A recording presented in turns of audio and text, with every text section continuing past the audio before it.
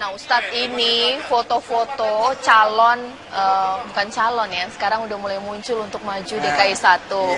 Ada tetap pasti Pak Ahok ya. Seperti biasa ini juga udah digadang-gadangkan ada Bang Yusril. Nah ada nama baru nih Ustadz nih, Menteri Kelautan dan Perikanan Bu Susi. Tapi saya belum lihat nih fotonya Ustadz di sini. Sebenarnya Ustadz mau nyalonin nggak sih? Biar saya cetakin kayak gini nih Ustadz, biar rame. Kan gue nggak pernah ke salon. Masa sih? Nggak pernah nyalon? Nggak pernah nyalon, nggak mau nyalon ini sebenarnya. Kalau kita nawarin sama ditawarkan beda. Iya gitu ya. Nah, nyalonin sama dicalonin lain. baik, nah Ustadz, kalau misalnya ini ya banyak nama-nama calon gitu kan, walaupun Ustadz katanya belum mau nyalonin, tapi kalau nanti dicalonkan, Ustadz ini saya udah siapin satu yang kosong. Jikalau Ustadz berubah pikiran, ini meramaikan bursa pencalonan DKI 1 loh Ustadz. Nah, tapi kalau misalnya sempat ke pending, sebenarnya kalau misalnya sekarang Ustadz belum mau gitu, untuk mencalonkan, tapi kalau saya nggak mengatakan belum mau juga. Oh, belum mau juga? Enggak, saya mau. Saya tuh gini, saya ngajarin posisi orang supaya jadi the winner. Ya. Kita misalkan tinggal di rumah kontrakan, belum bayaran 2 bulan. Lalu yang punya kontrakan datang, Mas, tolong beli dong rumah saya. Janganlah bilang, ibu bercanda ya, orang saya nggak ada duit kok ditawarin beli. Jangan dong. Ya take it lah, ambil orang ditawarin. Yang penting nawaitunya apa? Iya. Nah begitu juga orang nih nggak punya parkiran mobil, ditawarin kemudian mobil. Jangan sampai kemudian kita ngomong, lu meledek gue ya, nawarin mobil kita nggak punya parkiran mobil. Jangan dong. Berarti kan ada, kalau ditawarin ada yang tidak bisa kita lihat, dilihat sama orang. Tapi kalau nawarin diri itu namanya merasa. Nah nggak boleh. Apa yang saya lakukan, saya sedang mengajarkan kepada orang-orang jangan apatis terhadap politik. Dan saya kan senangnya bercanda-canda, kalimatnya kalimat canda terus. Maksudnya ya supaya orang kemudian suasana pilkada jadi fun, jadi happy, nggak stres, nggak pada ngomongin orang jatuhnya, nggak pada curiga, begitu loh. Itu apa itu gambar saya? Nah, ini ada capturean dari website mengatakan bahwa Ustadz Yusuf Mansur siap maju. Nah ini dipotong ini kalimatnya tuh, dipotong tuh. Sanggup, siap dan siap ya maju menjadi. Enggak, kalimatnya enggak begitu banget. Sebenarnya gitu. Apa yang terjadi kok Ustadz mengatakan bahwa sebenarnya kalimatnya tidak seperti itu? Gitu? Iya kan saya ngomongnya begini, Ustadz kalau emang ditawarin maju gimana? Saya bilang, ya kalau ditawarin mah kan begitu judulnya. Ya kan, tapi saya bilang ketika saya ditawarin ada kemudian prasyarat yang saya majukan. Di antaranya, tolong dong Pak, tolong dong Bang, tolong dong Mas, tolong dong Bu. Ya istikharah lah. Tapi Ustaz sebenarnya kan kalau dalam Islam sifat keberanian itu kan harus kita miliki. Ustaz berani kan sebenarnya? Keberanian tanpa lapor dulu ke Allah itu kekonyolan. Kekonyolan itu karena merasa itu adalah penyakit yang paling banyak hinggap kepada diri manusia. Merasa bisa, merasa maju, merasa benar, merasa jujur, merasa pinter, merasa cakep. Nah, saya kagak merasa. Lebih merasanya malah kagak bisa. Saya nyontoh ini kalau ada di jalan nih, di jalan ada belakang yang mau buru-buru, lebih baik kita ngasih jalan. Emang kalau lo mau duluan, ya duluan aja. Saya bilang kalau masih ada yang lain, silakan. Baik, nah pemirsa nih Ustadz Yusuf Mansur merupakan salah satu nama yang kemudian muncul setelah sekian nama muncul banyak untuk cagup DKI 1. Nama Ustadz Yusuf Mansur, kemudian ada nama lain, apalagi kemudian dari lembaga kajian atau diskusi kedai kopi, ini mengatakan bahwa nama Menteri Susi Pujiastuti itu muncul. Tapi ini kita lihat, ini merupakan grafis dari elektabilitas Ahok 2016. Dari bulan Januari hingga April 2016 ini kemudian mengalami angka yang fluktuatif. Sementara elektabilitasnya kalau kita lihat per April 2016 di bawah 50%. Bagaimana kemudian akseptabilitas bahwa nama Susi Pujiastuti mengungguli survei di atas Ahok dan kemudian disusul dengan Yusril, Sandiaga Uno, dan Jarod Saiful Hidayat dan juga M. Idrus. Nah, saya mau tanya-tanya yang melakukan survei ini dari kedai kopi, datanya didapat dari mana dan berimplikasi apa dalam persaingan Pilgub DKI Jakarta nantinya 2017? Juga kita tanya-tanya pemirsa harusnya seperti apa kemudian yang akan dilakukan oleh teman Ahok atau Ahokers nanti ya, sesaat lagi hanya di Apa Yusuf Kabar. saja deh. Oh, Yusuf, kalau Cacalers nggak ada ya. Apa Kabar Indonesia malam akhir pekan. Tapi sebelumnya saya akan memanggil Bang Henry Satrio. Boleh kemudian menemani kita di sini, sudah siap. Nah, di sini ada juga Pak Putu. Sekalian belajar pemirsa nih, ilmu baru. dari Ahokers. Pak Putu. Waduh. Alhamdulillah. Oke, Iya, siap. Bang. Alhamdulillah sehat. Siap. Nah, pemirsa, ini sudah ada yang siap-siap nanti menjelaskan surveinya dari mana, kemudian tim Ahokers menanggapi seperti apa. Nah, pemirsa, ini saya ulang kembali. Survei yang dilakukan oleh Kedai Kopi, elektabilitas Ahok 2016 dari bulan Januari hingga bulan April. Bulan April ternyata sudah menembus angka 45,50%. Masih yang tertinggi, tapi ini di bawah 50%. Apalagi bulan Maret cukup tinggi, 51,80%. Berdasarkan data juga bahwa turunnya elektabilitas ini karena pasca Ahok dipanggil oleh KPK untuk beberapa kasus yang mengenainya. Nah, itu dia. Apa kemudian menjadi dasar dan bagaimana mekanisme yang dilakukan oleh Kedai Kopi untuk melakukan survei ini? Di sini, pemirsa, tidak hanya elektabilitas saja yang dilihat, bahwa akseptabilitas, popularitas ini juga menjadi ukuran. Pemirsa, juga kita akan langsung bertanya kepada Bang Henry Satrio, kalau misalnya di data itu ada elektabilitas, akseptabilitas. Nah, nama Susi Pujiastuti saya lihat kemudian mengungguli Ahok di survei yang dilakukan. Ini dalam hal akseptabilitas, penerimaan pastinya ya. Survei baru tadi siang kita. Baru tadi siang langsung dirilis. Baru tadi siang. Kenapa kemudian bisa muncul nama Bu Susi itu seperti apa? Jadi gini, Kedai Kopi ini kan singkatan, kepanjangan dari Kelompok Diskusi dan Kajian Opini Publik Indonesia. Nah, karena kelompok diskusi itu kan kita melakukan diskusi terus. Kira-kira ada nggak nama-nama baru yang beredar di pasaran, yang beredar di masyarakat. Nah, dari perbincangan itu muncullah nama Susi Pujiastuti. Ya. Nah, kemudian sekalian nih kita lakukan survei Jakarta. Ada dua sebetulnya tujuannya. Pasca pemeriksaan Pak Ahok sebagai saksi oleh di KPK, dan satu lagi adalah pasca penyediaan atau penghapusan percobaan dari 3-in-1. Nah, ini kita jadi coba kira-kira kemacetan menurut warga Jakarta itu bisa diatasi atau tidak. Iya. Gitu. Nah, jadi hal yang menarik seperti itu, dan nama Bu Susi walaupun belum ada yang mendeklarasikan, dan dia juga mungkin Bu Susi kaget juga kali namanya ada. Karena di masyarakat sebenarnya awalnya begini, dicari memang siapa kira-kira yang bisa menyeimbangi popularitas Ahok. Iya. Sebetulnya kalau dari survei, popularitas yang tinggi itu juga Ahmad Dhani. Tapi akseptabilitasnya kecil, elektabilitasnya juga tidak terlalu besar. Tapi kalau Bu Susi, akseptabilitasnya tinggi ternyata. Apa sih menjadi alasan penerimaan atau akseptabilitas ini tinggi? Gini, akseptabilitas ini adalah dari popularitas, dari yang kenal, dari masing-masing tokoh. Ini kira-kira diterima enggak? Apakah mereka akan pasti memilih orang-orang yang mereka kenal ini? Nah, Ibu Susi paling tinggi, Pak Ahok nomor 2. Ini yang jadi menarik. Tapi kan meskipun nama Bu Susi mengungguli Ahok, tapi kan sepertinya tidak mungkin gitu untuk kemudian maju. Kalau di Jakarta, bacanya sejarahnya, Jokowi Ahok adalah dari bukti hidup bahwa elektabilitas rendah bisa jadi gubernur. Jadi 2012 lalu dibandingkan Foke, elektabilitas Jokowi Ahok hanya 6%, Foke 38%. Tapi kita lihat sendiri siapa yang jadi gubernur. Ada yang jadi presiden lagi kan? Jadi makanya Jakarta ini bisa berubah-berubah. Ya. Kalau misalnya dengan ada nama baru, berarti posisi Ahok ini aman? Atau enggak, kalau dari awal saya katakan Ahok ini hanya aman di bulan Maret pada saat elektabilitasnya melewati 50% plus 1. Iya. Karena Jakarta itu kan butuh 50% plus 1.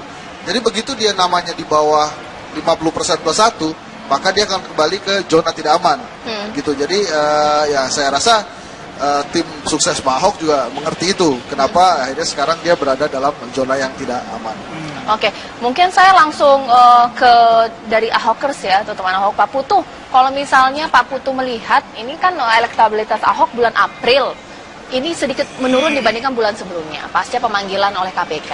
Teman Ahok menanggapinya gimana? Saya kira itu suatu yang normal-normal saja, tidak hanya dalam posisi survei Pak Ahok. Dalam konteks elektabilitas di berbagai tokoh pun, ketika kemudian ada momentum-momentum tertentu, saya kira persoalan itu akan memberikan ikutan. Tapi buat teman Ahok sendiri merespon seluruh dinamika survei ini, saya kira kita menyerahkan pada Pak Ahok untuk terus bekerja setiap saat Lalu kita yakin betul dengan seluruh kerja-kerja nyata yang akan dilakukan beliau sampai sekitar menjelang coblosan bulan Februari, itulah sebetulnya kampanye yang paling efektif. Oke. Nah, jadi sebetulnya tidak ada persoalan kami saya kebetulan diberi kepercayaan lihat orang gini bang. Itu pengennya ngelihat Pak Ahok ikhlas aja gitu, nggak usah ngurusin elektabilitas. Sepakat. Harusnya ya lempeng aja gitu. Dan saya kira respon yang selama ini diberikan oleh beliau kepada publik kan seperti itu. Tapi cuek dengan saya pengen ngobrol sama dia sebelum main catur itu makan cuek dengan urusan tapi survei, Bang Henry Satrio bekerja. paham betul untuk maju menjadi DKI 1 faktor elektabilitas, akseptabilitas itu diukur. Ustadz, kalau nanti beneran ya kemudian mencalonkan diukur nih elektabilitas dan akseptabilitas dari seorang Ustadz Yusuf Mansur, meskipun saya tahu pasti sangat populer. Gimana itu? Tuh, saya senang. Senang, berarti kan ada ilmu baru. Ya kan, data juga kan menjadi ilmu buat saya. Nggak apa-apa, orang sekarang aja udah kelihatan kok mana yang nyebelin, mana yang nyenengin. Saya jadi ya dewasa ya. Jadi lebih dewasa gitu ngelihatnya. Saya senang.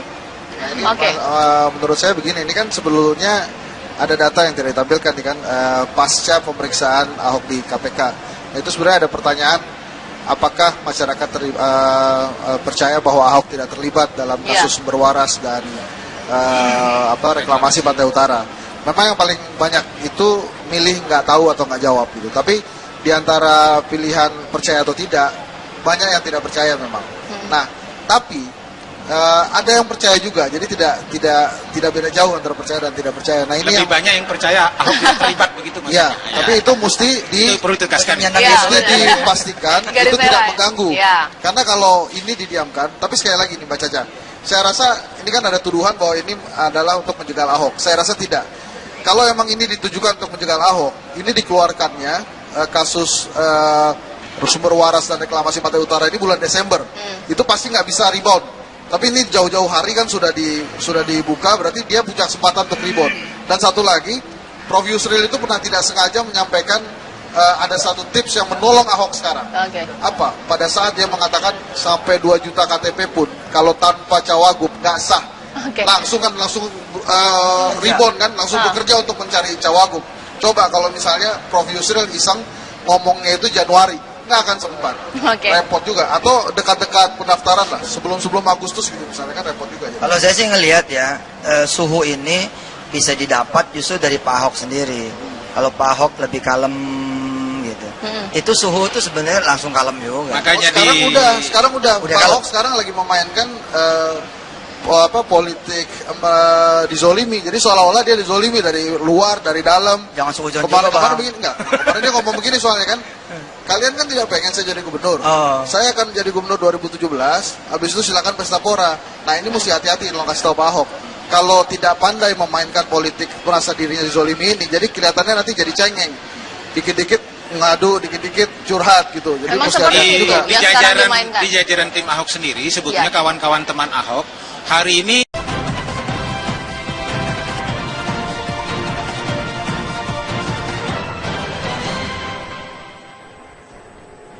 Pemirsa, nelayan Teluk Jakarta melakukan aksi damai menuju ke Pulau G, memprotes proyek reklamasi di Teluk Jakarta. Para nelayan mendesak pemerintah untuk segera menghentikan reklamasi.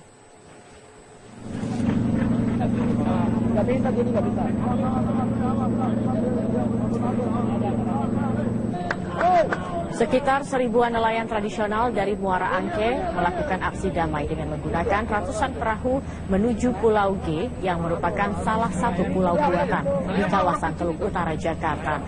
Mereka menuntut pemerintah untuk segera menghentikan proyek reklamasi. Para nelayan menganggap reklamasi menyalahi aturan dan tidak adanya sosialisasi terhadap nelayan kecil. Mereka juga menuntut kebijakan pemerintah karena dengan adanya reklamasi, pendapatan nelayan berkurang hingga 63%.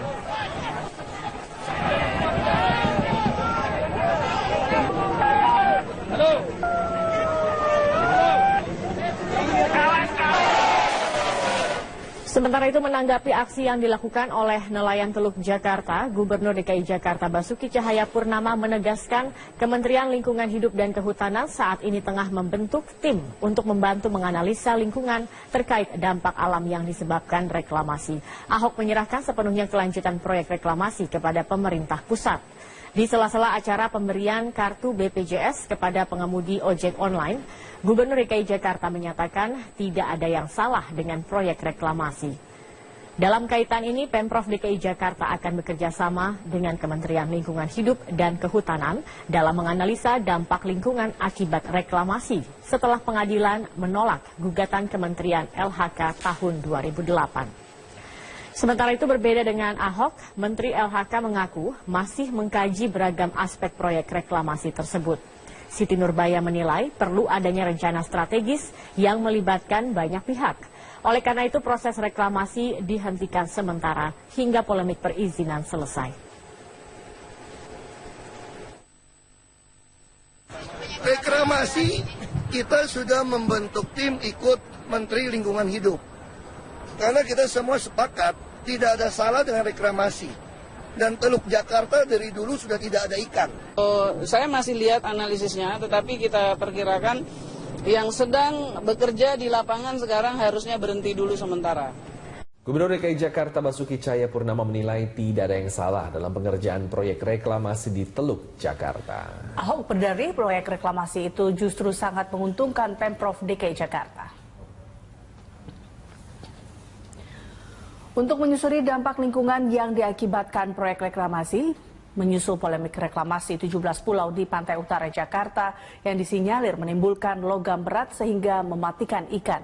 Ahok menegaskan pihaknya sudah membentuk tim dengan Kementerian Lingkungan Hidup dan Kehutanan. Tim sepakat menyatakan tidak ada yang salah dengan reklamasi dan dari dulu di Teluk Jakarta memang sudah tidak ada ikan.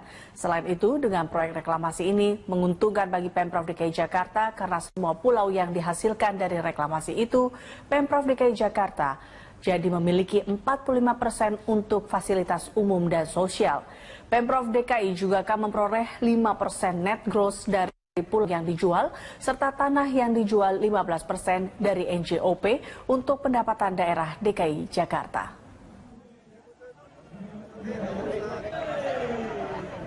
Reklamasi kita sudah membentuk tim ikut Menteri Lingkungan Hidup. Karena kita semua sepakat tidak ada salah dengan reklamasi. Dan Teluk Jakarta dari dulu sudah tidak ada ikan. Saya mau tanya, mana ada nelayan nangkap ikan di Teluk Jakarta yang begitu kotor?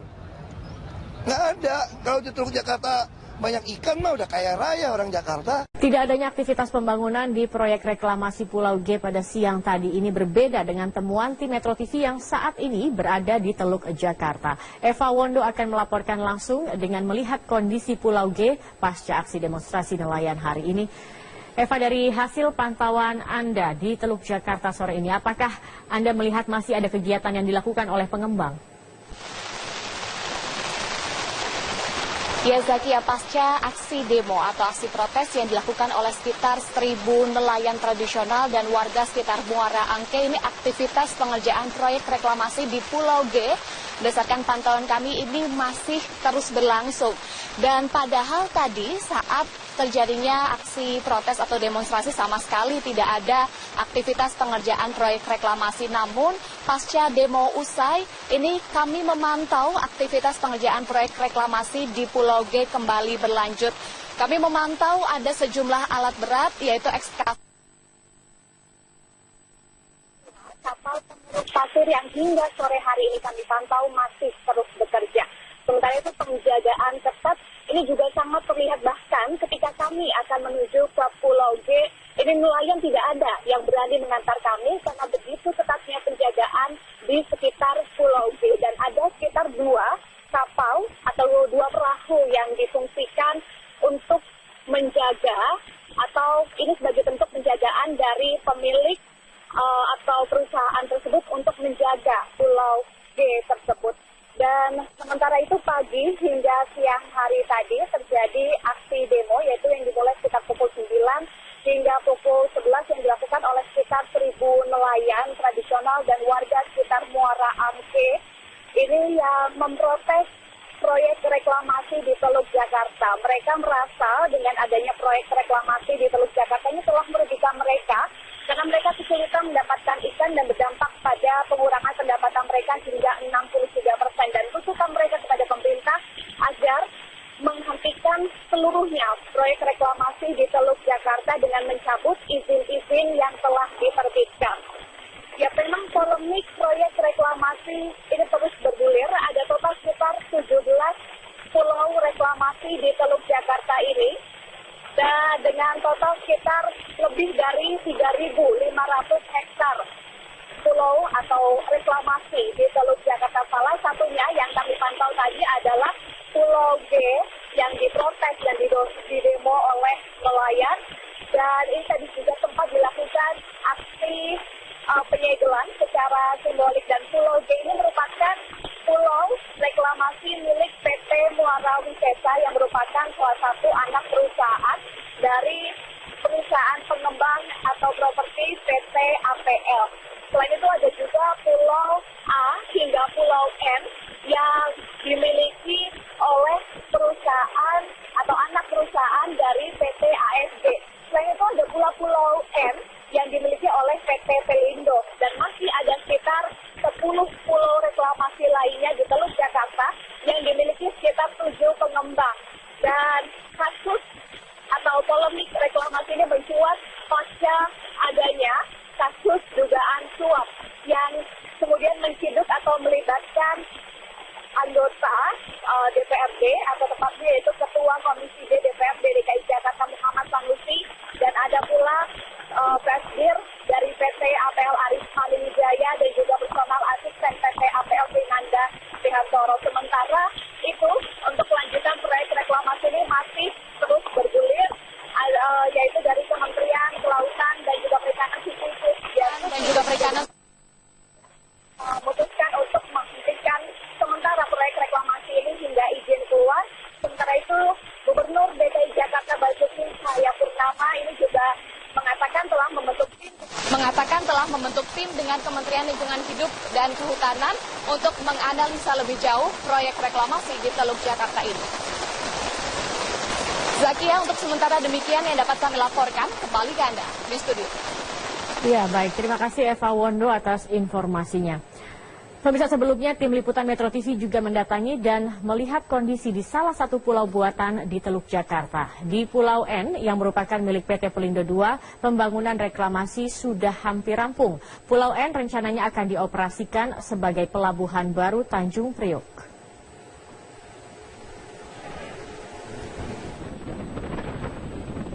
Saat ini saya sedang berada di jalur utama menuju Pulau N yang nantinya akan difungsikan sebagai the new port of Tanjung Priok, pelabuhan baru Tanjung Priok. Pulau N ini memang dimiliki PT Pelindo II dan seperti terlihat di belakang saya, bangunan-bangunan sudah terlihat rapi dan utuh. Selain itu juga ada alat-alat berat yang nantinya akan difungsikan dalam konstruksi pelabuhan. Pelabuhan terminal baru ini seluas 32 hektar, rencananya akan dioperasikan bulan Juli 2016 dan akan membantu mengurangi beban yang ada di pelabuhan Tanjung Priok saat ini. Karena diketahui dalam satu jalur di pelabuhan Tanjung Priok baru dapat menampung 3 truk kontainer. Memang meskipun pembangunan infrastruktur pulau-pulau reklamasi hingga saat ini masih menjadi perdebatan karena masalah dampak lingkungan dan juga permasalahan perizinan dan prosedural. Meskipun demikian, pembangunan infrastruktur yang kami lihat di Pulau N saat ini masih terus berlangsung. Dari Jakarta, Gadis Bianca, Awaludin, Metro TV. Perbedaan dasar hukum reklamasi Pantai Utara Jakarta masih terus menjadi polemik. Pemprov DKI hingga kini masih mempertanyakan alasan penghentian izin reklamasi. Sementara pemerintah pusat bersikeras penghentian sesuai dengan perundang-undangan. Silang pendapat soal izin reklamasi Pantai Utara Jakarta terus mencuat. Terlebih setelah pemerintah pusat melalui Kementerian Kelautan dan Perikanan memutuskan untuk menghentikan sementara proyek reklamasi Teluk Jakarta.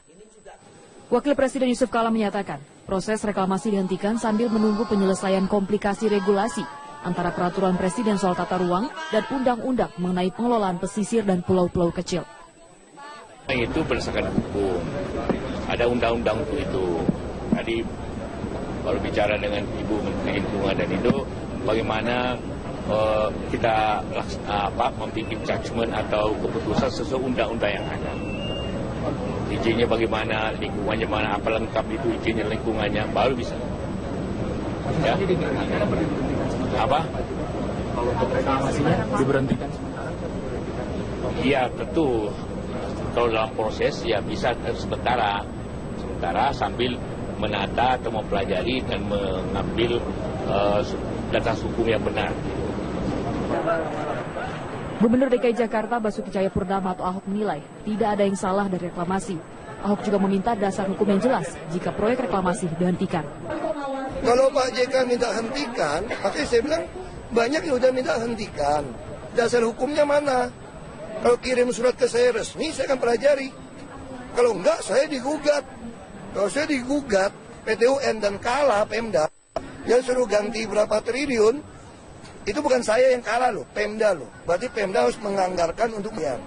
Kamu kira-kira DPRD mecat saya nggak kira-kira? Orang UPS nggak ikut aja udah mau diikuti pecat. Sejauh ini, dasar hukum reklamasi yang digunakan antara Pemprov DKI dan pemerintah pusat berbeda. Pemprov DKI mengacu pada keputusan Presiden nomor 52 tahun 1995 tentang reklamasi Pantai Utara Jakarta. Dalam pasal tersebut, wewenang dan tanggung jawab reklamasi Pantura ada di tangan gubernur. Sementara penghentian reklamasi yang diminta Kementerian Kelautan dan Perikanan mengacu pada Undang-Undang nomor 27 tahun 2007 yang kemudian dipertegas dalam Undang-Undang nomor 1 tahun 2014. Polemik perizinan reklamasi antara Pemprov DKI dan pemerintah pusat telah berlangsung lama. Dalam menyikapi pro kontra reklamasi, Kementerian Lingkungan akan melakukan studi komprehensif reklamasi, mencakup aspek legal dan fakta dampak lingkungan. Tim Liputan Metro TV. Jakarta ini bisa berubah-berubah. Ya. Kalau misalnya dengan ada nama baru, berarti posisi Ahok ini aman atau mungkin... Nggak, kalau dari awal saya katakan Ahok ini hanya aman di bulan Maret pada saat elektabilitasnya melewati 50% plus 1. Iya. Karena Jakarta itu kan butuh 50% plus 1. Jadi begitu dia namanya di bawah 50% plus 1, maka dia akan kembali ke zona tidak aman. Gitu. Jadi ya saya rasa tim sukses Pak Ahok juga mengerti itu. Kenapa akhirnya sekarang dia berada dalam zona yang tidak aman. Oke, mungkin saya langsung ke dari Ahokers ya, teman Ahok, Pak Putu. Kalau misalnya Pak Putu melihat, ini kan elektabilitas Ahok bulan April, ini sedikit menurun dibandingkan bulan sebelumnya, pasca pemanggilan oleh KPK. Teman Ahok menanggapinya gimana? Saya kira itu suatu yang normal-normal saja, tidak hanya dalam posisi survei Pak Ahok. Dalam konteks elektabilitas di berbagai tokoh pun ketika kemudian ada momentum-momentum tertentu, saya kira persoalan itu akan memberikan ikutan. Tapi buat teman Ahok sendiri merespon seluruh dinamika survei ini, saya kira kita menyerahkan pada Pak Ahok untuk terus bekerja setiap saat. Lalu kita yakin betul dengan seluruh kerja-kerja nyata yang akan dilakukan beliau sampai sekitar menjelang coblosan bulan Februari, itulah sebetulnya kampanye yang paling efektif. Oke. Nah, jadi sebetulnya tidak ada persoalan kami saya kemudian diberi kepercayaan lihat orang gini Bang. Saya tuh pengennya ngelihat Pak Ahok ikhlas aja gitu, nggak usah ngurusin elektabilitas. Sepakat. Harusnya ya lempeng aja gitu. Dan saya kira respon yang selama ini diberikan oleh beliau kepada publik kan seperti itu. Tapi cuek dengan saya pengen ngobrol tadi sebagai catur itu makan. Cuek dengan urusan tapi Bang Henry Satrio paham betul untuk maju menjadi DKI 1 faktor elektabilitas, akseptabilitas itu diukur. Ustadz, kalau nanti beneran ya kemudian mencalonkan diukur nih elektabilitas dan akseptabilitas dari seorang Ustadz Yusuf Mansur, meskipun saya tahu pasti sangat populer. Gimana itu? Tuh, saya senang. Senang, berarti kan ada ilmu baru. Ya kan, data juga kan menjadi ilmu buat saya. Nggak apa-apa, orang sekarang aja udah kelihatan kok mana yang nyebelin, mana yang nyenengin. Saya jadi ya dewasaur ya. Jadi lebih dewasa gitu ngelihatnya. Saya senang. Oke. Menurut saya begini, ini kan sebelumnya ada data yang tidak ditampilkan nih kan, pasca pemeriksaan Ahok di KPK. Nah, itu sebenarnya ada pertanyaan, apakah masyarakat percaya bahwa Ahok tidak terlibat dalam kasus sumber waras dan reklamasi Pantai Utara. memang yang paling banyak itu milih nggak tahu atau nggak jawab gitu. Tapi di antara pilihan percaya atau tidak, banyak yang tidak percaya memang. Nah, tapi ada yang percaya juga, jadi tidak beda jauh antara percaya dan tidak percaya. Nah, ini lebih banyak yang percaya Ahok terlibat begitu Mas. Ya, tapi itu mesti perlu ditegaskan. Dipastikan itu tidak mengganggu. Karena kalau ini didiamkan, tapi sekali lagi nih Mbak Caca, saya rasa ini kan ada tuduhan bahwa ini adalah untuk menjegal Ahok. Saya rasa tidak. Kalau emang ini ditujukan untuk menjegal Ahok, ini dikeluarkannya kasus sumber waras dan reklamasi Pantai Utara ini bulan Desember. Itu pasti nggak bisa rebound. Tapi ini jauh-jauh hari kan sudah dibuka, berarti dia punya kesempatan untuk rebound. Dan satu lagi, Prof. Yusril itu pernah tidak sengaja menyampaikan ada satu tips yang menolong Ahok sekarang. Apa? Pada saat dia mengatakan sampai 2 juta KTP pun, kalau tanpa cawagup nggak sah. Langsung rebound kan, langsung bekerja untuk mencari cawagup. Coba kalau misalnya Prof. Yusril iseng ngomongnya itu Januari, nggak akan sempat, repot juga. Atau dekat-dekat pendaftaran lah, sebelum Agustus gitu misalnya, kan repot juga. Kalau saya sih ngelihat ya, suhu ini bisa didapat justru dari Pak Ahok sendiri. Kalau Pak Ahok lebih kalem gitu, itu suhu itu sebenarnya langsung kalem juga. Makanya sekarang udah Pak Ahok sekarang lagi memainkan politik dizolimi. Jadi seolah-olah dia dizolimi dari luar, dari dalam. Jangan suhujon juga, kemarin begini enggak. Kemarin dia ngomong begini soalnya kan. Kalian kan tidak pengen saya jadi gubernur. Saya akan jadi gubernur 2017, habis itu silakan pesta pora. Nah, ini mesti hati-hati lo kasih tahu Pak Ahok. Kalau tidak pandai memainkan politik merasa dirinya dizolimi ini, jadi kelihatannya nanti jadi cengeng. Dikit-dikit ngadu, dikit-dikit curhat gitu. Jadi memang mesti hati-hati juga. Di jajaran tim Ahok sendiri, sebetulnya kawan-kawan teman Ahok hari ini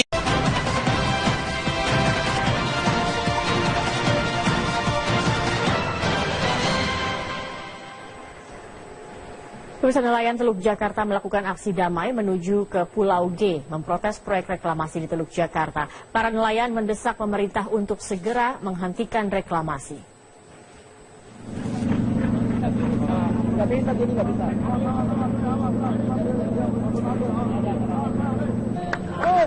Sekitar 1000-an nelayan tradisional dari Muara Angke melakukan aksi damai dengan menggunakan ratusan perahu menuju Pulau G yang merupakan salah satu pulau buatan di kawasan Teluk Utara Jakarta. Mereka menuntut pemerintah untuk segera menghentikan proyek reklamasi. Para nelayan menganggap reklamasi menyalahi aturan dan tidak adanya sosialisasi terhadap nelayan kecil. Mereka juga menuntut kebijakan pemerintah karena dengan adanya reklamasi, pendapatan nelayan berkurang hingga 63%.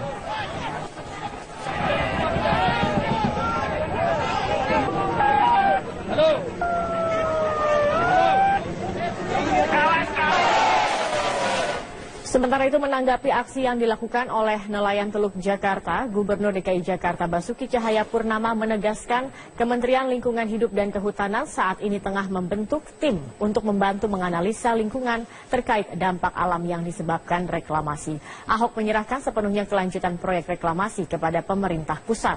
Di sela-sela acara pemberian kartu BPJS kepada pengemudi ojek online, Gubernur DKI Jakarta menyatakan tidak ada yang salah dengan proyek reklamasi. Dalam kaitan ini, Pemprov DKI Jakarta akan bekerja sama dengan Kementerian Lingkungan Hidup dan Kehutanan dalam menganalisa dampak lingkungan akibat reklamasi setelah pengadilan menolak gugatan Kementerian LHK tahun 2008. Sementara itu, berbeda dengan Ahok, Menteri LHK mengaku masih mengkaji beragam aspek proyek reklamasi tersebut. Siti Nurbaya menilai perlu adanya rencana strategis yang melibatkan banyak pihak. Oleh karena itu, proses reklamasi dihentikan sementara hingga polemik perizinan selesai. Reklamasi, kita sudah membentuk tim ikut Menteri Lingkungan Hidup. Karena kita semua sepakat tidak ada salah dengan reklamasi. Dan Teluk Jakarta dari dulu sudah tidak ada ikan. Saya masih lihat analisisnya, tetapi kita perkirakan yang sedang bekerja di lapangan sekarang harusnya berhenti dulu sementara. Gubernur DKI Jakarta Basuki Cahayapurnama menilai tidak ada yang salah dalam pengerjaan proyek reklamasi di Teluk Jakarta. Ahok berdalih proyek reklamasi itu justru sangat menguntungkan Pemprov DKI Jakarta. Untuk menyusuri dampak lingkungan yang diakibatkan proyek reklamasi, menyusul polemik reklamasi 17 pulau di pantai utara Jakarta yang disinyalir menimbulkan logam berat sehingga mematikan ikan. Ahok menegaskan pihaknya sudah membentuk tim dengan Kementerian Lingkungan Hidup dan Kehutanan. Tim sepakat menyatakan tidak ada yang salah dengan reklamasi dan dari dulu di Teluk Jakarta memang sudah tidak ada ikan. Selain itu, dengan proyek reklamasi ini menguntungkan bagi Pemprov DKI Jakarta karena semua pulau yang dihasilkan dari reklamasi itu, Pemprov DKI Jakarta jadi memiliki 45% untuk fasilitas umum dan sosial. Pemprov DKI juga akan memperoleh 5% net gross dari pulau yang dijual, serta tanah yang dijual 15% dari NJOP untuk pendapatan daerah DKI Jakarta.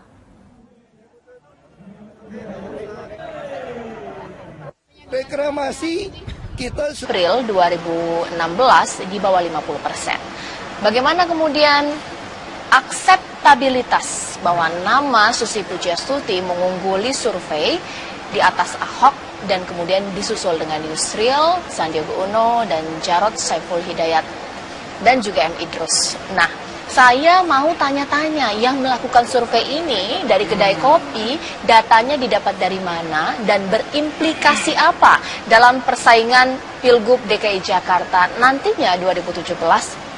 Juga kita tanya-tanya pemirsa harusnya seperti apa kemudian yang akan dilakukan oleh teman Ahok atau Ahokers nanti ya sesaat lagi hanya di Apa Kabar. Aja deh. Oh Yusuf, kalau Cacars nggak ada ya. Apa kabar Indonesia malam akhir pekan. Tapi sebelumnya saya akan memanggil Bang Henry Satrio. Boleh kemudian menemani kita di sini, sudah siap. Nah di sini ada juga Pak Putu. Sekalian belajar nih ilmu baru dari Ahokers. Pak Putu. Alhamdulillah. Oke, siap. Ya, Bang. Alhamdulillah sehat. Siap. Nah pemirsa, ini sudah ada yang siap-siap nanti menjelaskan surveinya dari mana, kemudian tim Ahokers menanggapi seperti apa. Nah pemirsa, ini saya ulang kembali survei yang dilakukan oleh kedai kopi, elektabilitas Ahok 2016 dari bulan Januari hingga bulan April. Bulan April ternyata sudah menembus angka 45,50%. Masih yang tertinggi, tapi ini di bawah 50%. Apalagi bulan Maret cukup tinggi, 51,80%. Berdasarkan data juga bahwa turunnya elektabilitas ini karena pasca Ahok dipanggil oleh KPK untuk beberapa kasus yang mengenainya. Nah, itu dia. Apa kemudian menjadi dasar dan bagaimana mekanisme yang dilakukan oleh kedai kopi untuk melakukan survei ini? Di sini, pemirsa, tidak hanya elektabilitas saja yang dilihat, bahwa akseptabilitas, popularitas ini juga menjadi ukuran. Pemirsa, juga kita akan langsung bertanya kepada Bang Henry Satrio, kalau misalnya di data itu ada elektabilitas, akseptabilitas. Nah, nama Susi Pujiastuti saya lihat kemudian mengungguli Ahok di survei yang dilakukan. Ini dalam hal akseptabilitas, penerimaan pastinya ya. Survei baru tadi siang kita. Baru tadi siang langsung dirilis. Baru tadi siang. Kenapa kemudian bisa muncul nama Bu Susi itu seperti apa? Jadi gini, kedai kopi ini kan singkatan, kepanjangan dari Kelompok Diskusi dan Kajian Opini Publik Indonesia. Nah, karena kelompok diskusi itu kan kita melakukan diskusi terus. Kira-kira ada nggak nama-nama baru yang beredar di pasaran, yang beredar di masyarakat. Nah, dari perbincangan itu muncullah nama Susi Pujiastuti. Ya. Nah, kemudian sekalian nih kita lakukan survei Jakarta. Ada dua sebetulnya tujuannya. Pasca pemeriksaan Pak Ahok sebagai saksi oleh di KPK, dan satu lagi adalah pasca penyediaan atau penghapusan percobaan dari 3-in-1. Nah, ini kita jadi coba kira-kira kemacetan menurut warga Jakarta itu bisa diatasi atau tidak. Iya. Gitu. Nah, jadi hal yang menarik seperti itu, dan nama Bu Susi walaupun belum ada yang mendeklarasikan, dan dia juga mungkin Bu Susi kaget juga di namanya ada. Karena di masyarakat sebenarnya awalnya begini, dicari memang siapa kira-kira yang bisa menyeimbangi popularitas Ahok. Iya. Sebetulnya kalau dari survei, popularitas yang tinggi itu juga Ahmad Dhani.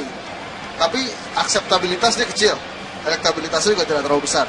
Tapi kalau Bu Susi, akseptabilitasnya tinggi ternyata. Apa sih menjadi alasan penerimaan atau akseptabilitas ini tinggi? Gini, akseptabilitas ini adalah dari popularitas, dari yang kenal, dari masing-masing tokoh. Ini kira-kira diterima enggak? Apakah mereka akan pasti memilih orang-orang yang mereka kenal ini? Nah, Ibu Susi paling tinggi. Pak Ahok nomor 2, ini yang jadi menarik. Tapi kan meskipun nama Bu Susi mengungguli Ahok, tapi kan sepertinya tidak mungkin gitu untuk kemudian maju. Kalau di Jakarta, bacanya sejarahnya, Jokowi Ahok adalah dari bukti hidup bahwa elektabilitas rendah bisa jadi gubernur. Jadi 2012 lalu dibandingkan Foke, elektabilitas Jokowi Ahok hanya 6%, Foke 38%. Tapi kita lihat sendiri siapa yang menjadi gubernur. Ada yang jadi presiden lagi kan? Sudah membentuk tim ikut Menteri Lingkungan Hidup. Karena kita semua sepakat tidak ada salah dengan reklamasi. Dan Teluk Jakarta dari dulu sudah tidak ada ikan. Saya mau tanya, mana ada nelayan nangkap ikan di Teluk Jakarta yang begitu kotor? Nggak ada. Kalau di Teluk Jakarta banyak ikan mah udah kaya raya orang Jakarta. Tidak adanya aktivitas pembangunan di proyek reklamasi Pulau G pada siang tadi ini berbeda dengan temuan tim Metro TV yang saat ini berada di Teluk Jakarta. Eva Wondo akan melaporkan langsung dengan melihat kondisi Pulau G pasca aksi demonstrasi nelayan hari ini. Eva, dari hasil pantauan Anda di Teluk Jakarta sore ini, apakah Anda melihat masih ada kegiatan yang dilakukan oleh pengembang? Ya Zakia, pasca aksi demo atau aksi protes yang dilakukan oleh sekitar 1.000 nelayan tradisional dan warga sekitar Muara Angke, ini aktivitas pengerjaan proyek reklamasi di Pulau G, berdasarkan pantauan kami ini masih terus berlangsung. Dan padahal tadi saat terjadinya aksi protes atau demonstrasi sama sekali tidak ada aktivitas pengerjaan proyek reklamasi. Namun pasca demo usai, ini kami memantau aktivitas pengerjaan proyek reklamasi di Pulau G kembali berlanjut. Kami memantau ada sejumlah alat berat yaitu ekskavator. Kapal pengurus pasir yang hingga sore hari ini kami pantau masih terus bekerja. Sementara itu penjagaan ketat ini juga sangat terlihat, bahkan ketika kami akan menuju ke Pulau G, ini nelayan tidak ada yang berani mengantar kami karena begitu ketatnya penjagaan di sekitar Pulau G. Dan ada sekitar 2 kapal atau 2 perahu yang difungsikan untuk menjaga, atau ini sebagai bentuk penjagaan dari pemilik atau perusahaan tersebut untuk menjaga Pulau G tersebut. Dan sementara itu pagi hingga siang hari tadi terjadi aksi demo, yaitu yang dimulai sekitar pukul 9 hingga pukul 11 yang dilakukan oleh sekitar 1.000 nelayan tradisional dan warga sekitar Muara Angke. Ini yang memprotes proyek reklamasi di Teluk Jakarta. Mereka merasa dengan adanya proyek reklamasi di Teluk Jakarta ini telah merugikan mereka, karena mereka kesulitan mendapatkan ikan dan berdampak pada pengurangan pendapatan mereka hingga 63%. Dan tuntutan mereka kepada pemerintah agar menghentikan seluruhnya proyek reklamasi di Teluk Jakarta dengan mencabut izin-izin yang telah diterbitkan. Ya, memang polemik proyek reklamasi ini terus bergulir. Ada total sekitar 17 pulau reklamasi di Teluk Jakarta ini. Dan dengan total sekitar lebih dari 3.500 hektar pulau atau reklamasi di Teluk Jakarta. Salah satunya yang kami pantau tadi adalah Pulau G yang diprotes dan didemo oleh nelayan.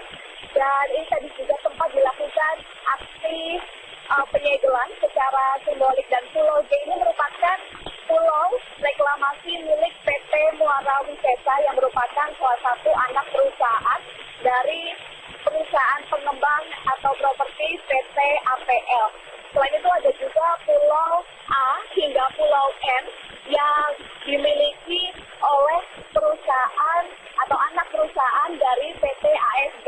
Selain itu ada pula Pulau N yang dimiliki oleh PT Pelindo. Dan masih ada sekitar 10 pulau reklamasi lainnya di Teluk Jakarta yang dimiliki sekitar 7 pengembang. Dan kasus atau polemik reklamasi ini mencuat pasca adanya kasus dugaan suap yang kemudian menciduk atau melibatkan anggota DPRD atau tepatnya yaitu Ketua Komisi D DPRD DKI Jakarta Muhammad Sanusi, dan ada pula presidir dari PT APL Arif Malinjaya dan juga personal asisten PT APL Vinanda Sihantoro. Sementara itu untuk kelanjutan proyek reklamasi ini masih. Nah Ustadz, ini foto-foto calon, bukan calon ya, sekarang udah mulai muncul untuk maju DKI 1. Ada tetap pasti Pak Ahok ya. Seperti biasa ini juga udah digadang-gadangkan ada Bang Yusril. Nah ada nama baru nih Ustadz nih, Menteri Kelautan dan Perikanan Bu Susi. Tapi Saya belum lihat nih fotonya Ustadz di sini. Sebenarnya Ustadz mau nyalonin nggak sih? Biar saya cetakin kayak gini nih Ustadz, biar rame. Kan gue nggak pernah ke salon. Masa sih? Nggak pernah nyalon? Nggak pernah nyalon, nggak mau nyalon ini sebenarnya. Kalau kita nawarin sama ditawarkan beda. Iya gitu ya. Nah, nyalonin sama dicalonin lain. baik, nah Ustadz, kalau misalnya ini ya banyak nama-nama calon gitu kan, walaupun Ustadz katanya belum mau nyalonin, tapi kalau nanti dicalonkan, Ustadz ini saya udah siapin satu yang kosong. Jikalau Ustadz berubah pikiran, ini meramaikan bursa pencalonan DKI 1 loh Ustadz. Nah, tapi kalau misalnya sempat ke pending, sebenarnya kalau misalnya sekarang Ustadz belum mau gitu untuk mencalonkan, tapi kalau saya nggak mengatakan belum mau juga. Oh, belum mau juga? Enggak, saya mau. Saya tuh gini, saya ngajarin posisi orang supaya jadi the winner. Ya. Kita misalkan tinggal di rumah kontrakan, belum bayaran 2 bulan. Lalu yang punya kontrakan datang, Mas, tolong beli dong rumah saya. Janganlah bilang ibu bercanda ya, orang saya nggak ada duit kok ditawarin beli. Jangan dong. Ya take it lah, ambil orang ditawarin. Yang penting nawaitunya apa? Iya. Nah begitu juga orang nih nggak punya parkiran mobil, ditawarin kemudian mobil. Jangan sampai kemudian kita ngomong, lu ngeledek gue ya, nawarin mobil kita nggak punya parkiran mobil. Jangan dong. Berarti kan ada, kalau ditawarin ada yang tidak bisa kita lihat, dilihat sama orang.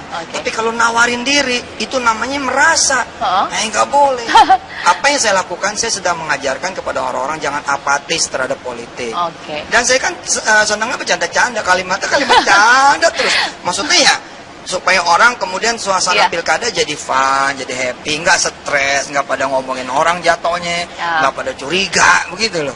Itu apa itu gambar saya? Nah, ini ada capturean dari website mengatakan bahwa Ustadz Yusuf Mansur siap maju. Nah ini dipotong ini kalimatnya tuh, dipotong tuh. Sanggup, siap dan siap ya maju menjadi. Enggak, kalimatnya enggak begitu banget. Sebenarnya gitu. Apa yang terjadi kok Ustadz mengatakan bahwa sebenarnya kalimatnya tidak seperti itu? Gitu. Iya kan saya ngomongnya begini, Ustadz kalau emang ditawarin maju gimana? Saya bilang ya kalau ditawarin mah kan begitu judulnya. Ya kan, tapi saya bilang ketika saya ditawarin ada kemudian prasyarat yang saya majukan. Di antaranya tolong dong Pak, tolong dong Bang, tolong dong Mas, tolong dong Bu. Ya istikharah lah. Tapi Ustaz sebenarnya kan kalau dalam Islam sifat keberanian itu kan harus kita miliki. Ustaz berani kan sebenarnya? Keberanian tanpa lapor dulu ke Allah itu kekonyolan. Kekonyolan itu karena merasa itu adalah penyakit yang paling banyak hinggap kepada diri manusia. Merasa bisa, merasa maju, merasa benar, merasa jujur, merasa pinter, merasa cakep. Nah, saya kagak merasa. Lebih merasanya malah kagak bisa. Saya nyontohin nih kalau ada di jalan nih, di jalan ada belakang yang mau buru-buru, lebih baik kita ngasih jalan.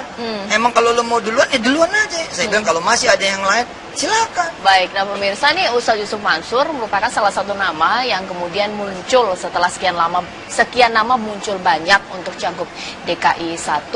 Nama Ustadz Yusuf Mansur, kemudian ada nama lain, apalagi kemudian dari lembaga kajian atau diskusi kedai kopi, ini mengatakan bahwa nama Menteri Susi Pujiastuti itu muncul. Tapi kita lihat keren. Ini merupakan grafis dari elektabilitas Ahok 2016 dari bulan Januari hingga April 2016 ini kemudian mengalami angka yang fluktuatif. Sementara elektabilitasnya kalau kita lihat per